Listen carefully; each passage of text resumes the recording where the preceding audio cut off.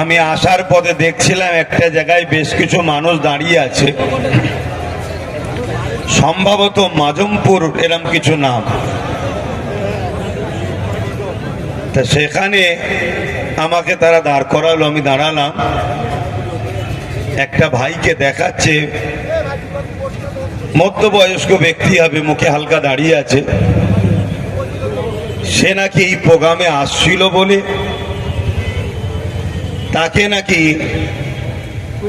ধরে মারধর করেছে, খারাপ ব্যবহার করেছে। তাহলে আজকে স্বাধীন ভারতবর্ষ হয়েছে ৭৯ বছর। এই ৭৯ বছরে স্বাধীন ভারতবর্ষে দেশ স্বাধীনতাতে সবার অবদান আছে, আমি কাউকে ছোট করে দেখছি না। কিন্তু ইসলাম ও মুসলমানদের অবদান কোনোভাবেই বাদ দিয়ে দেশকে স্বাধীন ভাবাটা কোনোভাবেও সম্ভব নয়। আমাদের অবদান অনেকটাই বেশি, তার প্রমাণ দিল্লি ইন্ডিয়া গেট এখনো প্রমাণ দিচ্ছে। সেই স্বাধীন ভারতবর্ষে ৭৯ বছর কেটে যাবার পর আজকে আমরা দেখছি কি ৭৯ বছর ধরে আমাদের শিক্ষা থেকে বঞ্চিত করেছে। তারপরও আমরা ওলামারা চুপ থেকেছি। ৭৯ বছর ধরে আমাদের চাকরি থেকে বঞ্চিত করেছে, তারপরও আমরা চুপ থেকেছি। ৭৯ বছর ধরে আমাদের সম্পদ থেকে বঞ্চিত করেছে, জায়গা জমি থেকে বঞ্চিত করেছে, দুনিয়াবি প্রয়োজনীয় জিনিস থেকে বঞ্চিত করেছে। তারপরও আমরা খামোশের সাথে দেশের স্বার্থে, ঐক্যের স্বার্থে, সম্প্রীতি ভ্রাতৃত্বের স্বার্থে আমরা খামোশ ও চুপ হয়ে আস্তে আস্তে দেখছি পাপীরা আমাদের মাথায় উঠতে চাইছে। কখনো আমার বোনেদেরকে রেপ করেছে, কখনো আমার ভাইদেরকে খুন করেছে, কখনো আমাদেরকে বিভিন্ন নিষিদ্ধ সংগঠনের সঙ্গে মিথ্যা জড়িয়ে দিয়ে আমাদের কওমের শিক্ষিত সম্ভ্রান্ত ছেলেগুলোকে জেলের কারাগারে বন্দী করে তাদেরকে নির্মমভাবে অত্যাচার করে হত্যা করেছে। এরপরও আমরা চুপ করে ৭৯ বছর ধরে দেখছি। কিন্তু আজ হারুয়া পীর আব্বাস আলী গোরাচাঁদ হুজুরের হারুয়া সেই জায়গায় দাঁড়িয়ে থেকে আজ এই আন্দোলন আমাদেরকে জাগতে হবে, আমাদেরকে ভাবতে হবে। আজকে কখনো কখনো আমার শরীয়তের উপরে আঘাত দেওয়া হয়েছে, কখনো আমার বোরখা ধরে টানা হয়েছে, আমার বোনেরা হেজাব পরার জন্য কিছু মানবরূপী পশু তাদের উপরে ঝাঁপিয়ে পড়েছে, ঘেউ ঘেউ করে চিৎকার দিয়েছে। এইভাবে একটার পর একটা বাড়তে বাড়তে গত কয়েক মাস আগে উত্তরপ্রদেশের কানপুরেতে আইলা মোহাম্মদ সাল্লাল্লাহু আলাইহি ওয়াসাল্লাম আমার এক ভাই ব্যানারে লিখেছে যে আমি মোহাম্মদ রসুলকে ভালোবাসি। এই কথাটা বলার দরুন তার উপরে কেস হয়েছে। সেই ভাইয়ের পক্ষে ওই এলাকার নবী প্রেমিকরা দাঁড়ানোর জন্য তাদেরকে মেরেছে, জুলুম করেছে, অত্যাচার করেছে। আমি এখান থেকে দাঁড়িয়ে আপনাদেরকে ভাবাবো, আপনাদেরকে ভাবতে বলবো যে আজ পরিস্থিতি কোথায় যাচ্ছে। ছিল চাকরিতে, ছিল জমি জায়গাতে, ছিল পড়াশোনাতে, ছিল আমার রুজি রুটিতে, এতদিন এর উপরে হামলা হচ্ছিল, এবারে আমার ইমানে হামলা হচ্ছে। আমাকে ভারতবর্ষে আমার স্বাধীনভাবে নবীকে প্রেম করতে বাধা, স্বাধীনভাবে মসজিদ মাদ্রাসায় নামাজ পড়বো সেখানে বাধা, স্বাধীনভাবে ধর্ম পালন করব সেখানে বাধা, স্বাধীনভাবে নিজের পছন্দ অনুযায়ী চলবো, কখনো আমরা কাউকে আঘাত দিই না। তার উপরও আমাদের উপরে বারবার বাধা আসছে। আজ পুরো পৃথিবী যদি আই লাভ মুহাম্মদ সাল্লাল্লাহু আলাইহি ওয়াসাল্লাম বলাতে বাধা দেয়, আমরা একবার নয় জেলের মধ্যে গেলে এত ওর ভেতরে আই লাভ মুহাম্মদ রাসূল বলবো, যতগুলো জেলার আছে সবকটাকে মুহাম্মদ রাসূলের দিবানা বানিয়েই আমরা জেল থেকে বেরোবো, ঠিক না বেঠে?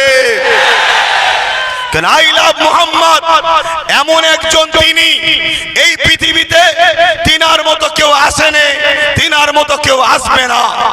প্রত্যেকটা ধর্মের মহামনীষীরা তারা স্বীকার করেছে মুহাম্মদ রাসূল সর্বকালের সর্বশ্রেষ্ঠ মহানায়ক।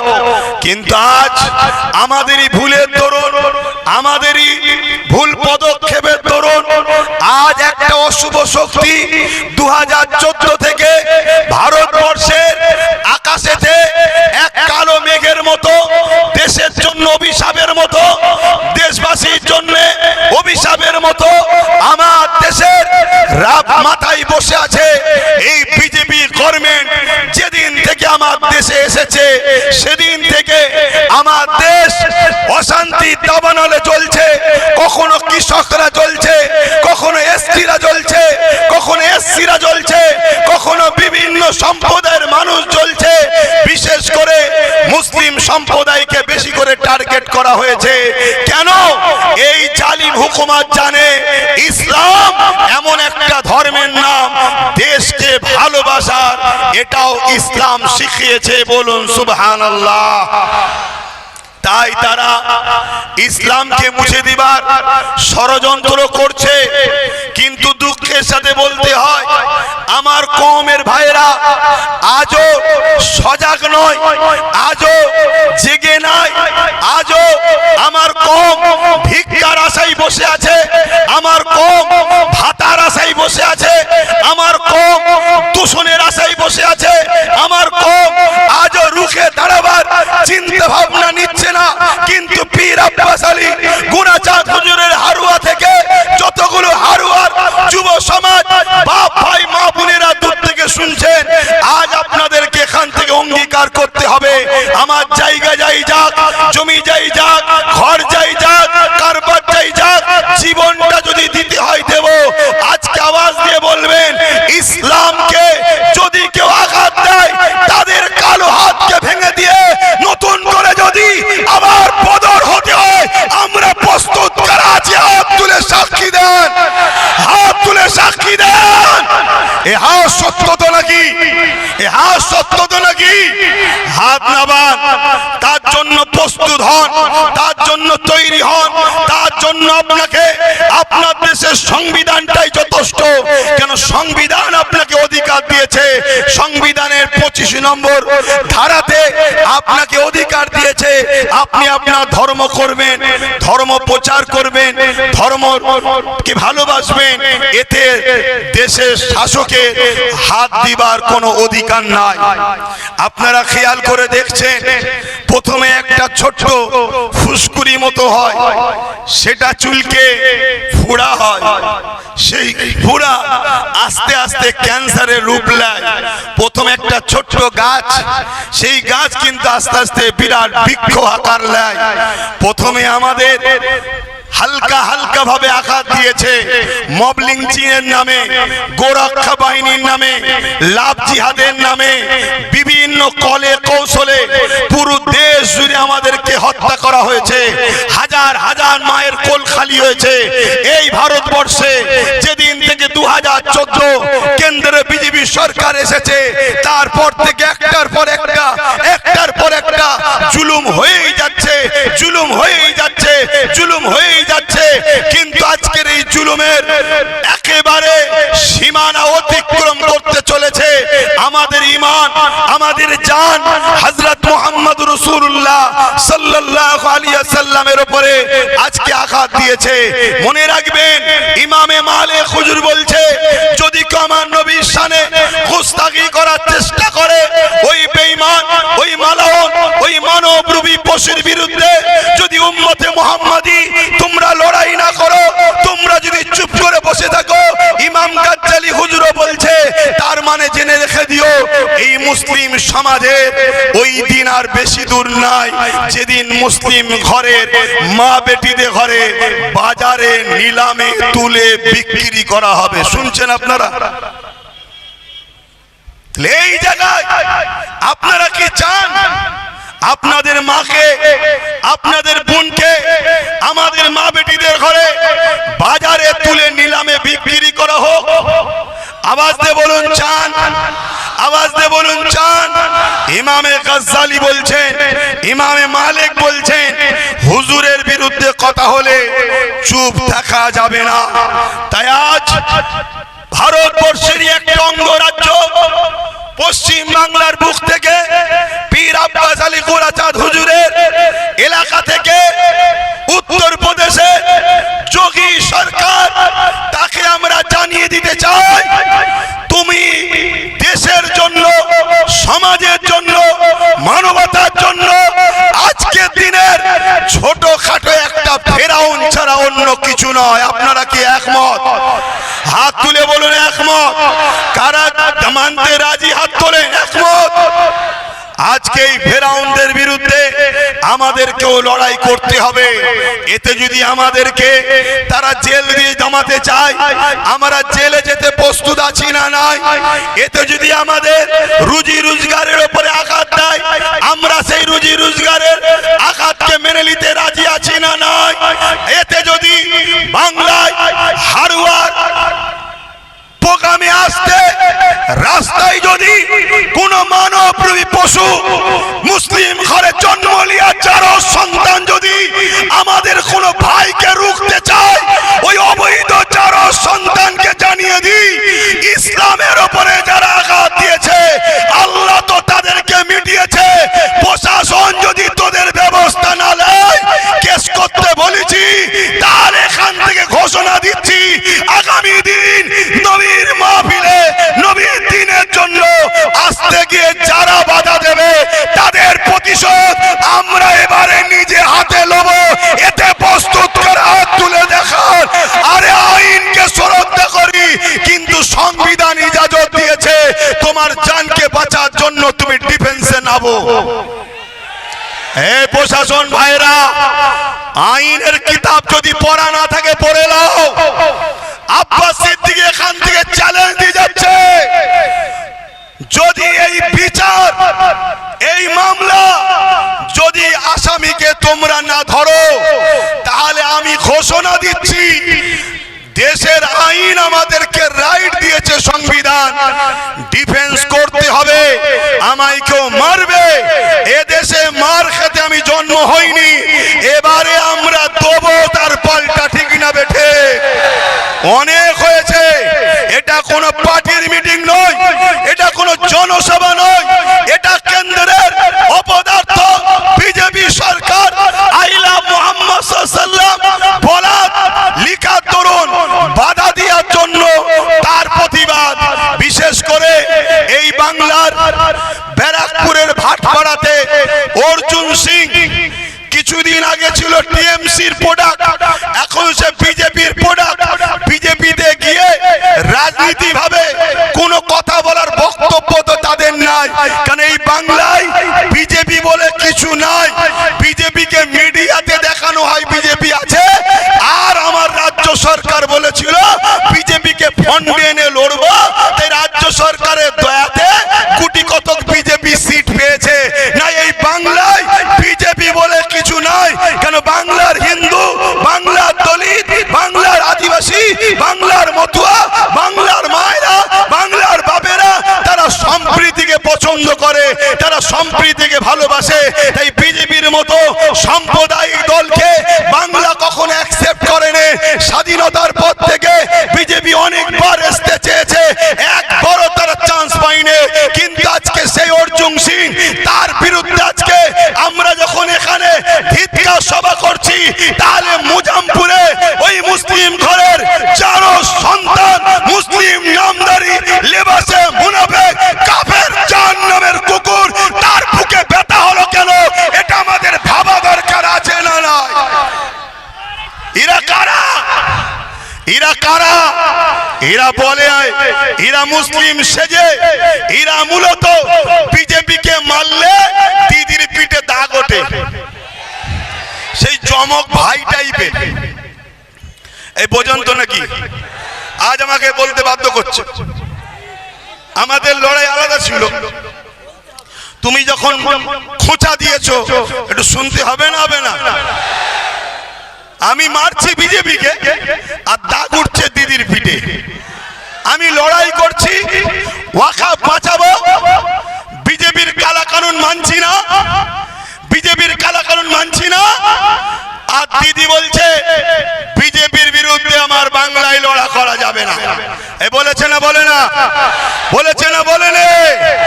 তাহলে এই কথা প্রমাণ কি করছে? মমতা বিজেপি না বিজেপি নয়? হাত তুলে সাক্ষী দেন, বিজেপি না বিজেপি নয়? হাত লম্বা করে তোলেন। পাশে কেউ হাত তুলতে বাকি আছে কি দেখেন? কেউ হাত তুলতে বাকি আছে কি দেখেন? কেন বাকি থাকলে গাদ্দারকে চিনা দরকার। ঝগড়ার পছন্দ আমরা করি না, কিন্তু গাদ্দার চিনা দরকার আছে না নাই? হাত নামান। যদি বলেন কেন আপনি তাহলে আবার এসব বলছেন কেন, আমি বলবো তাহলে আমরা যখন আসছিলাম তাহলে কেন ওই মুনাফিক ওই শয়তান এই আমাদের এই ভাইটাকে দেখুন না, এই মাথায় টুপি মুখে দাঁড়িয়ে দিয়ে গোল জামা পরা বেচারি নবীর সুন্নতে ওই এসছে কি জন্যে? হুজুরের বিরুদ্ধে কথা হয়েছে তাই প্রতিবাদ জানাতে এসছে। শোনো, মুহাম্মদ সাল্লাল্লাহু আলাইহি ওয়াসাল্লামের বিরুদ্ধে কথা হবে, ইসলামের বিরুদ্ধে কথা হবে। কোন মুসলমানের বেটা যদি চুপ থাকে ওর মধ্যে ঈমান নেই, ওকে প্রতিবাদ করতেই হবে।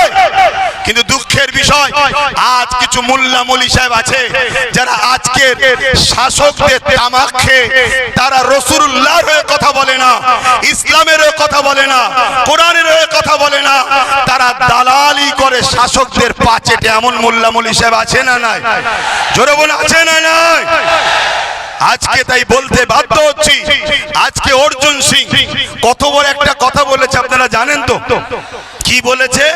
ইসলামে নাকি রেপ করা খারাপ কাজ নয়, ভালো কাজ। ইসলামে নাকি রেপ করা খারাপ কাজ নয়। বলো মুসলমান, এটা তোমার ধর্মকে আঘাত দিল না দিল না? তোমরা মুসলমান ঘরে যারা জন্ম হয়েছো, ইসলামকে কবুল করেছো, তাহলে তোমাদের কি ধর্ম রেপ করাকে ভালো কাজ বলেছে? এই জোরে বলো, জিজ্ঞেস করছি জোরে বলো। এখানে কে কি দল করে না করে তার ব্যাপার। আজকে যখন কোন জায়গায় চারটে মুসলমান রেপ করবে দুর্গাপুরে, তখন বিজেপির শুভেন্দু অধিকারী থেকে শুরু করে তারা বলবে মুসলমান রেপ করেছে। কেন মুসলমান রেপ করেছে বলবি? তুই তো বলবি টিএমসি রেপ করেছে। কেন? তারা তো টিএমসির লোক, তারা মুসলমান নয়, তারা তো মুসলমান নয়। মুসলমান আলাদা জিনিস, টিএমসি আলাদা জিনিস। রেপ যে করে সে মুসলমান থাকতে পারে না, রেপ যে করে সে ইসলামে থাকতে পারে না। তাই রেপের শাস্তি হলো তাকে গলা পর্যন্ত পুঁতে দিয়ে পাথর মেরে মেরে মেরে ফেলো। তাহলে তোরা আজকে রাজনীতির স্বার্থে বারবার ইসলামকে আঘাত করবি কেন? তোরা তো বলতে পারতিস টিএমসির লোক রেপ করেছে, তা বলবে না, অমনি বলছে মুসলমান রেপ করেছে। তাহলে আমাদেরকে বারবার বদনামের ভাগ নিতে হচ্ছে না? হয় রে?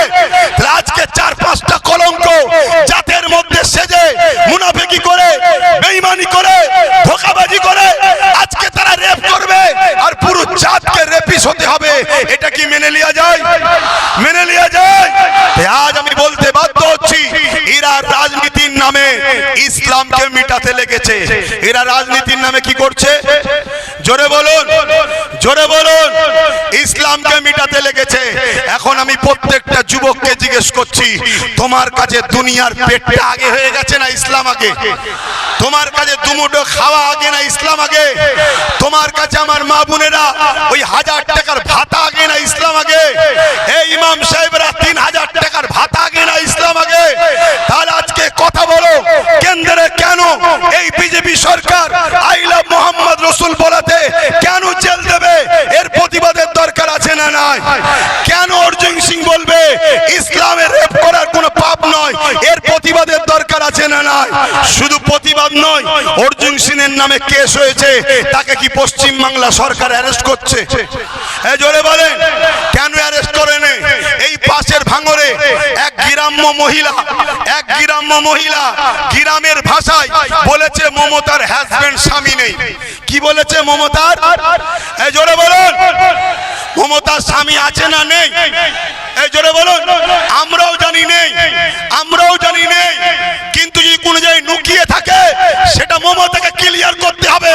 ওটা আমাদের দায়িত্ব নয়, আমাদের দায়িত্ব আমরা যেটা দেখেছি মমতার স্বামী নেই, তাই এই মহিলাটা গ্রাম্য ভাষায় সে বলেছে স্বামীর জায়গায় আঞ্চলিক ভাষায় যেটা বলে, কি বলে ওটা আঞ্চলিক ভাষায় যাকে বলে চাল ভাজা তাকেই বলে খুদ ভাজা, ঠিক তো নাকি?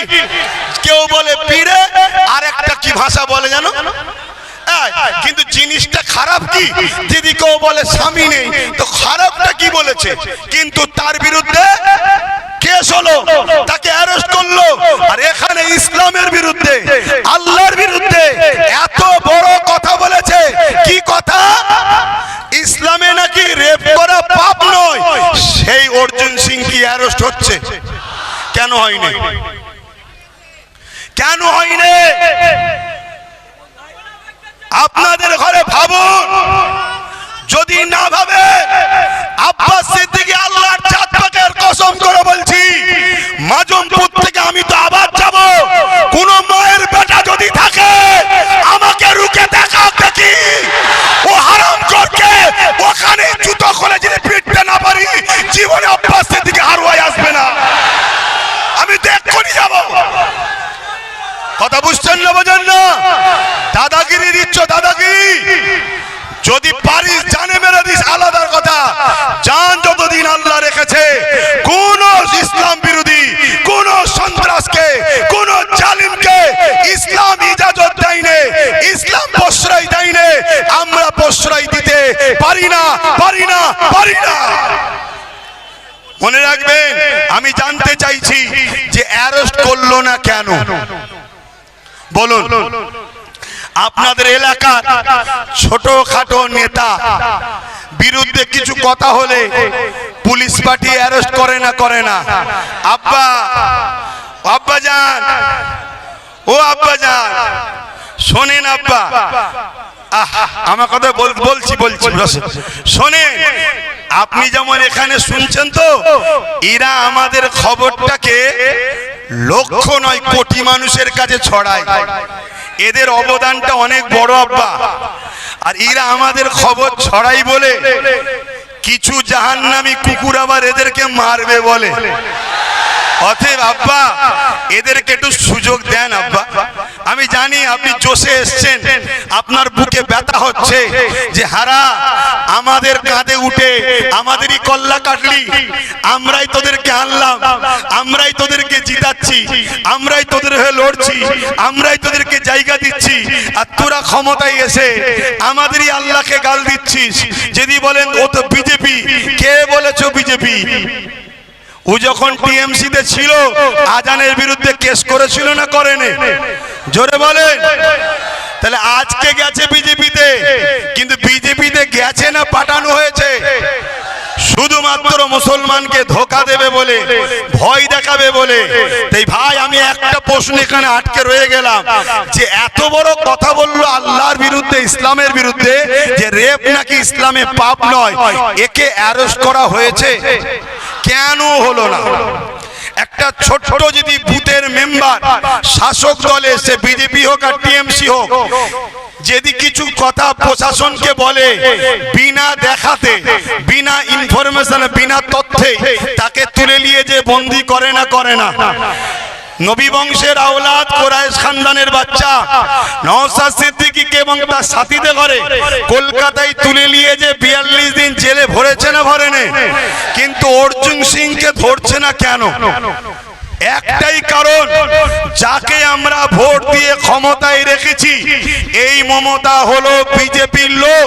অতএব বিজেপির লোক যখন ইসলামকে গাল দিয়েছে, একে ধরবে না। তাহলে আমরা ভোট দিয়ে এমন লোকের হাতে ক্ষমতা দিলাম যে কিনা আমার আল্লাহকে গাল দিল, অ্যারেস্ট করে না, আমার দিনকে গাল দিল, অ্যারেস্ট করে না। অ্যারেস্ট করবে কাকে? নির্দোষ মুসলমান এবং গরিব, এসসি এসটি, নিচু জাতের মানুষকে অ্যারেস্ট করছে। এটা সত্য কথা তো নাকি? তাহলে বলুন প্রশাসনের কোনো দোষ নাই। প্রশাসন চলে কিসে? প্রশাসন চলে নেতাদের ইশারায়। আর নেতা বানিয়েছি আমরা তাদেরকে, আমার আল্লাহকে গাল দিলে যাদের কোনো যায় আসে না, আমার ইসলামকে মিটাতে চাইলে যাদের কোনো যায় আসে না, আই লাভ মোহাম্মদ রসুলের ব্যানার খুলে ফেলে দেওয়া হয়, তাদের কোনো যায় আসে না। তাহলে ভুলটা সবার আগে করেছে কারা? জোরে বলুন কারা? জোরে বলুন কারা? এখানে উলামারা রয়েছে, সময় সংক্ষেপ, সূরা বাকারা খুলে দেখবেন। সূরা বাকারার শেষের দিকে আল্লাহ জানাচ্ছে, তোমরা আমাকে আমার হাবিবকে ছেড়ে যাদের হয়ে কাজ করবে, যাদের দলদাস হয়ে থাকবে, আমি আল্লাহ তাদের হাতেই তোমাদেরকে মিটাবো। বলো এতগুলো ছেলে আছো, কে এখানে সরকারি চাকরি করে? হাত তুলে দেখাও। বলো কে আইএস আছে, কে আইপিএস আছে, কে জজ আছে, কার বাড়িতে পুলিশ আছে, কার আত্মীয় জানা শোনা বলো কুটুমের মধ্যেও কেউ একজন আছে কি? বলো। কিন্তু গুন্ডা, বোমমারা, চুরি করা, লুট করা, ঘর ভাঙা পাড়ায় পাড়ায় ভরে যাচ্ছে। তাহলে একটা দিন আমাদেরকে নিষিদ্ধ করে AK-47 দিয়ে স্প্রে করে মেরে দেওয়া হবে, সেই পরিকল্পনা করা হচ্ছে। এর জন্য আমাদেরকে সজাগ হওয়া দরকার আছে না নাই? এর জন্য নিজেদের হাতে পাওয়ার তৈরি করা দরকার আছে না নাই? আজ যদি আমাদের হাতে পাওয়ার থাকতো, অর্জুন সিংয়ের গলায় ও কোমরে দড়ি বেঁধে বুটের গুঁতো মারতে মারতে জেলের মধ্যে ঢুকানো হতো না? হতো না? জোরে বলেন হতো না? হতো না? তুমি দুনিয়াতেই সব পেয়ে শেষ হয়ে গেল, আখিরাতের কথা ভাবছো না? তুমি কি করছো? এই যে আপনাদের হারুয়ার পীর আব্বাস আলী হুজুরের যে মাজার, এই মাজারে মোট কত বিঘে জায়গা? 900 বিঘে জায়গা। কথা বুঝে আসছে? সেই 900 বিঘে জায়গার মধ্যে আজকে আছে কত? 3 বিঘেও নয়। বাকি জায়গা ঝাড়লো কারা? এই কথা বুঝছেন না? বোঝেন না?